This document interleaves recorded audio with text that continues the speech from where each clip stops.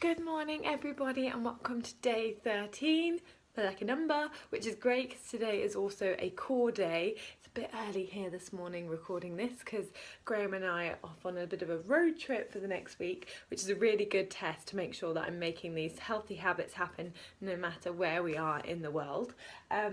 But today we've got some nice core exercises, and always with core it's about the slow control contraction and the benefits that brings rather than just smashing through the exercises really quickly. So really set aside a little bit more time for yourself today, really take with your time with it, and remember, always be positive, always be supportive. Core is tough, particularly if you haven't been working on it for a while / ever. So really just make sure you are being kind always. So we're going to start with dead bugs. Dead bugs are a brilliant exercise for the core, and I love it especially because there are loads of ways to tone it up or tone it down. So you're going to start on your back. I'm just trying to work out the best way to do this. Yep, start on your back, tabletop position. So from sideways on, your knees are directly below your hips and your arms are directly above your shoulders. Now from this position, I'll show you the mid, easy and hard. So we'll start with the easy version first, where you go around and you tap a leg, and then you tap the other leg, and then you tap an arm, and then you tap an arm. Now the key with this is that the core stays absolutely flat and contracted the whole time. As you drop this leg down, there's no tip of the body, there's no lifting of the rib cage, there's no arching of the low back, because those muscles in your abdomen have kept everything so nice and tight that belly button is constantly being contracted down towards the floor. Okay, so almost scooping out that tummy, holding those abdominals. So to keep it really easy, you do one limb at a time. The next level is a toe dip with an arm dip. Come see. The hardest level is to extend the leg straight and the arm out straight, and then come back up. And then you switch. And then back up. And switch. And back up. And again switch. And back up. Really try to not let that tummy arch as the legs go down, and don't twist as one leg goes down as the other stays. Okay, so that's our dead bugs. Then we are moving on to our side plank hip dips. So, side plank, you can do either a nice high plank like this, stack the feet or put one in front of the other. Remember, you can always drop that knee if you need to. With this one, I'm going to be doing it on my lower arm because I want it to be more of the core than the shoulder that's getting activated. Feet stacked, hands up. You can have a weight in the hand if you want, and if you do, I'd recommend bringing that down to the side. From there, all you're going to do is dip the hips, come back up, dip the hips, come back up, and dip and down. This is really working those obliques. Make sure you don't collapse into that shoulder, so you're not sort of slouching into there. Really push that down towards your feet so you're nice and controlled and contracted through there as you lift through this side body. You're going to do 15 of those on either side.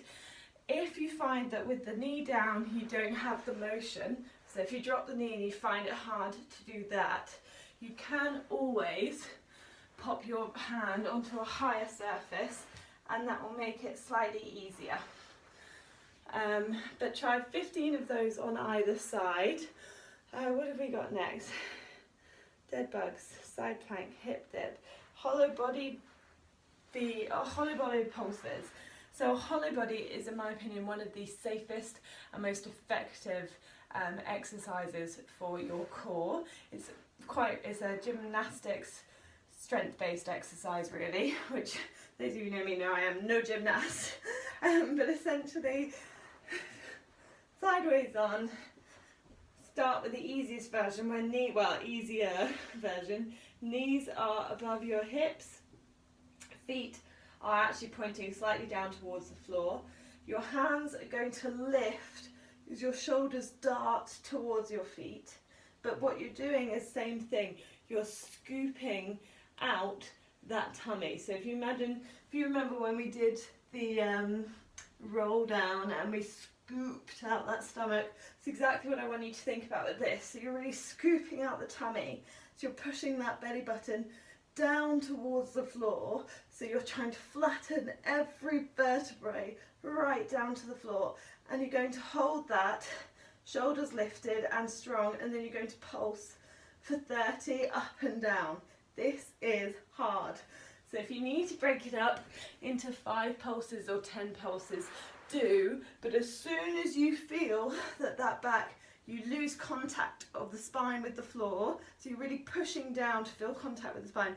As soon as maybe you feel that lifts a bit through there, come out of the pose, give yourself a break, and then go back into it to finish off later.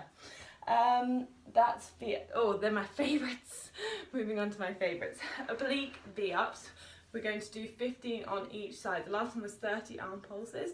This one we're going to do 15 V-ups on each side. Again, this is really working these obliques and the side body and the side of the core here.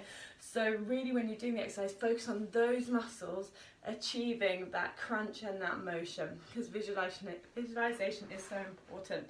And the exercise is this, hands supporting you, and you knees up, you drop down, and then you come up, and drop down, and then you come up. You are trying to bring your knees to the high shoulder. So if you imagine I'm tipping towards the right, so I'm bringing the knees back up towards the left as much as I can, and down and up. So if I show you front ways on, so I almost end up sitting slightly on the side of my bottom here, and the legs go down, and then you come up towards that left shoulder, and you'll really feel that crunching through your obliques. To tone it down, you leave one leg on the floor, so you do it like that. That will just make it a little bit easier. Please, please, please with this, do not let that back arch. Make sure you've got a slight round, when I say rounding, I mean just that hollowing.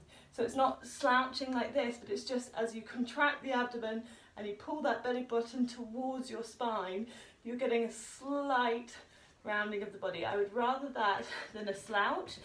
Really what we're aiming for is a nice neutral, but a neutral that's really, really supported through that core. So 15 on this side, 15 on this side. If you're feeling brave, you can do it no arms. So you're going to come up like that, so you don't have the support of the hands. Give those a go if you're finding that they're easy. I can do it without my arms. I actually prefer having my hands there, because I feel like I really then rely on my obliques. When I don't use my arms, I feel like my overpowering rectus often gets involved, and this exercise really is about working these obliques. So I'm always quite happy to tone it down a level to make sure I'm really activating the muscles that I want. And then the last one, we're moving into plank shoulder taps. So you're going to go into a nice high plank position. Remember, you can do this shoulders pulled back and down. You can do it with your knees on the floor if you need to, but from this nice high plank position, you're going to tap one shoulder, tap the other shoulder, tap one shoulder, tap the other. And the key with that is that you remain as steady. It's as if you're completely frozen and you just are raising the arm. What I don't want to see is this sort of tip and twist. Now, depending on how strong and how practiced you are at this, you will get some movement. That's okay. What you're aiming for is no movement. So again, from the side on, nice strong plank, bottom low, don't let it be too high, don't let it sag down, really holding that core strong, because this is predominantly a core-based exercise. You will be activating your shoulders for sure, you will be activating your legs for sure, because in that plank position those legs are contracted and strong.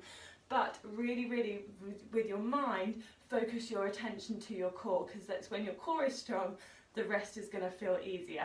So, in that plank position, nice and strong, and tap.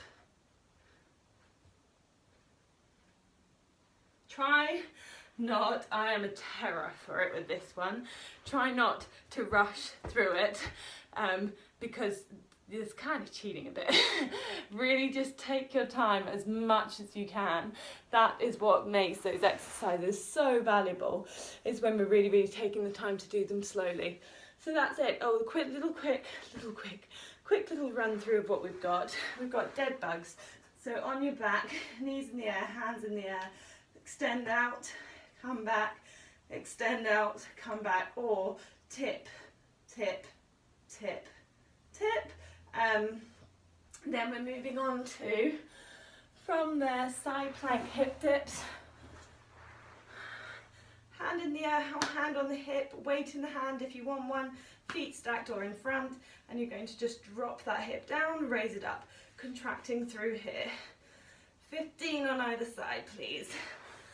Then from there, we have your hollow body. On your back, knees above your feet, raise up and do pulses like this.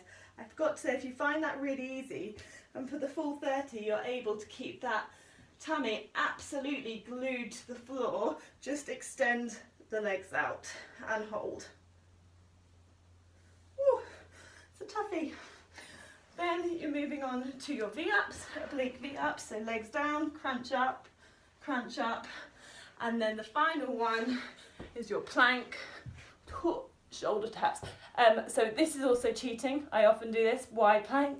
Keep your feet hips distance apart from shoulders over wrists, and do your plank taps from there. And that, my friends, is your lovely day 13. I hope you enjoy, I hope you get on, and I really hope you feel those cores coming to life. And who knows where we're going to be tomorrow. We're doing a little drive around Scotland, so maybe I'll try and get you a real Instagram worthy video for tomorrow. I'd imagine it's going to be in our B&B room somewhere. Anyway, have a lovely day. I'll see you all then.